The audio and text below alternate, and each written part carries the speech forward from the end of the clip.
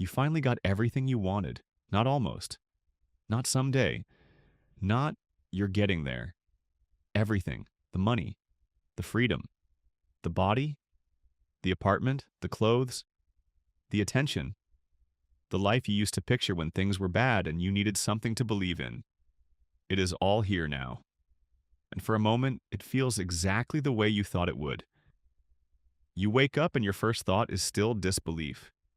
You look around and think, this is mine. This is really mine. No more waiting. No more hoping. No more imagining how life will feel once you finally make it.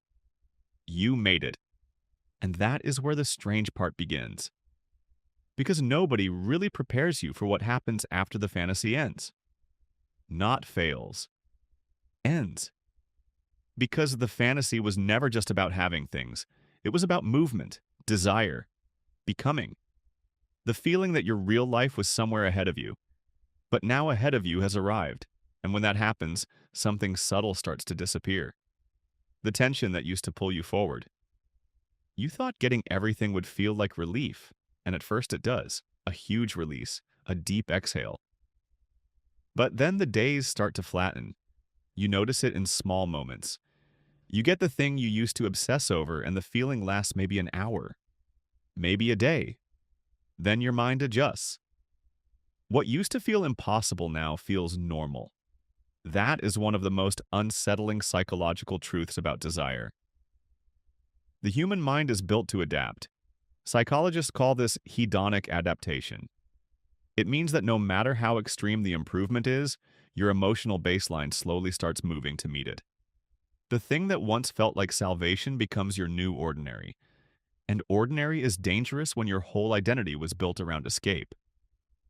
Because if wanting something gave your life structure, what happens when there is nothing left to chase? That is when people often discover that they were not only attached to the dream, they were attached to the distance. Distance gave them hope. It gave them purpose. It gave them a reason to endure the present. But now the present has become the thing you spent years trying to reach. And somehow it still does not feel like enough. That realization is hard to admit, because from the outside your life looks finished in the best possible way.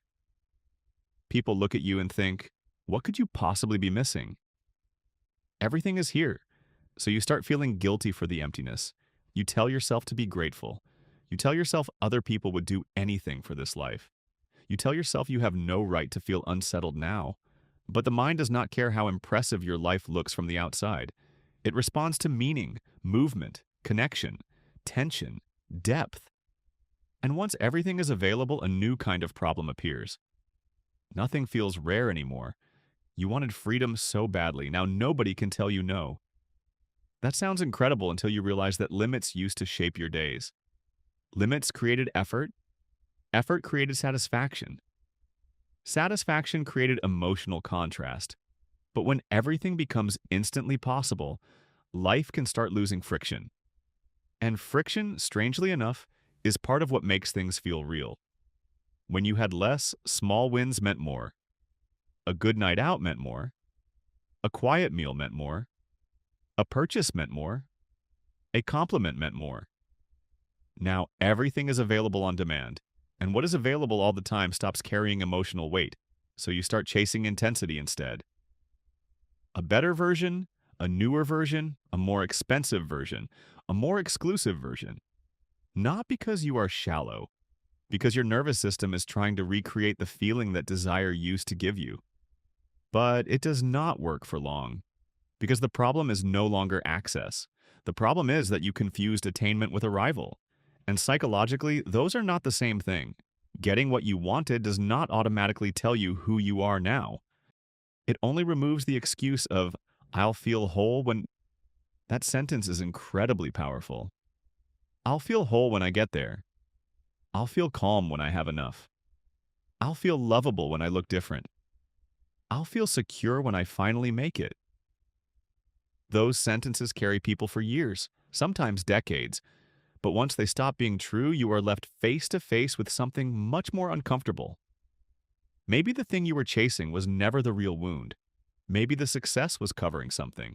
Maybe the fantasy was regulating something. Maybe the future was protecting you from the present. Because as long as fulfillment stays ahead of you, you never have to fully examine what still hurts right now. That is why some people become strangely sad after winning.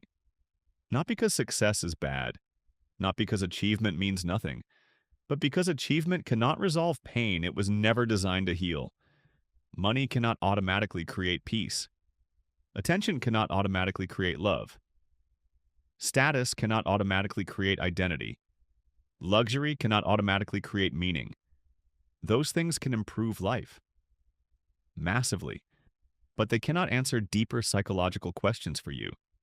Who are you when there is nothing left to prove? Who are you when your life no longer depends on becoming someone else? Who are you when desire stops giving your days direction?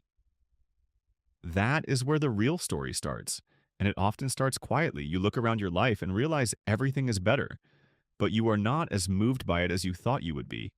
You notice you are harder to impress, harder to satisfy, harder to surprise. And part of you misses your old hunger. Not the pain of it, not the struggle itself, but the aliveness. Because wanting gave you emotional momentum. It made life feel charged. Now the charge is gone, and in its place there is a question. What am I actually living for now? That question is deeper than ambition. It is a psychological turning point. Because before, your life was organized around acquisition. Now it has to be organized around meaning, and meaning is harder.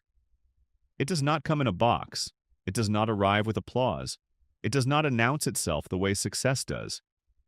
You have to build it differently, through depth, through honesty, through relationships that are not based on your image, through work that still feels real, through values that survive after the fantasy is over.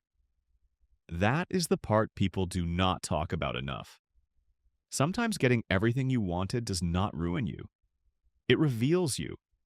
It reveals what was driving you, what you thought success would fix, what you were secretly starving for underneath the dream. And that can be painful, but it can also be clarifying. Because once you realize that having everything is not the same as feeling alive, you stop worshiping the wrong thing.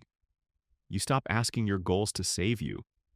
You stop asking achievement to become identity. You stop asking external success to do internal work. And maybe that is the real psychological shift. Not becoming less ambitious, not pretending desire does not matter, not acting like success is empty, but understanding its limits. Understanding that getting everything you wanted may not be the end of the story. It may be the moment the deeper story finally begins. The moment you stop asking, how do I get the life I want? And start asking, now that I'm here, why doesn't it feel the way I thought it would? That is not failure, that is awareness. And awareness is usually where a more honest life begins.